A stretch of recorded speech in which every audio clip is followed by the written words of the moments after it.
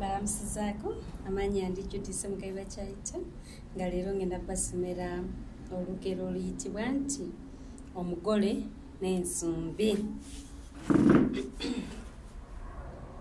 Edda ennyo waliwo omusajja yalina bakyala be babiri ne Wambwa.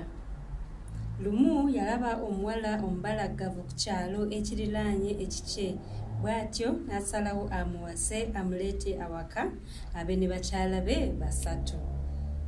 Omugole yaleetebwa awaka mu ssanyu eritagambika. Ennaku ezaddirira omugole ng'akyali mu kisenge, Ssemaka ne bakyala be bali ababiri bamulekanga waka ne Wambwa eyali amukuuma, bo ne bagenda okulima. Lumu omugole yalaba akasumbi ke baali bawanise ku mulabba. Yasalawo akawanuleyo alabe ekirimu, agende okukebera nga mulimu omubisi. Amaddu ne gamukwata n'ayagala yebbirire anyweko. Yassa akasumbi ku mumwa ne yeekatankira, kyokka bwe yatuuka okaggyako ku mumwa ne kalemerako. Yakanda kulwana kujja kasuwa ku mumwa nga kalemeddeko.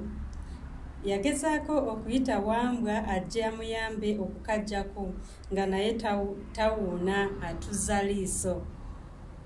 Wambwa yalaba biri bityo n'asituka n'alumba mukama we mu nnimiro gye yali alima, era bwe yabatuukako kwe kutandika okuyimba nti, abalima bano, omugole gwe mwaleseeka ku mumwa kuliko akasumbi, maguja su nga nze neesirikidde. Ssemaka yasooka n'asiriikirira nga yeewuunya ebigambo bya Wambwa. Yali akyawuniikiridde, Wambwa kwe kuddamu okuyimba nti, abalima bano,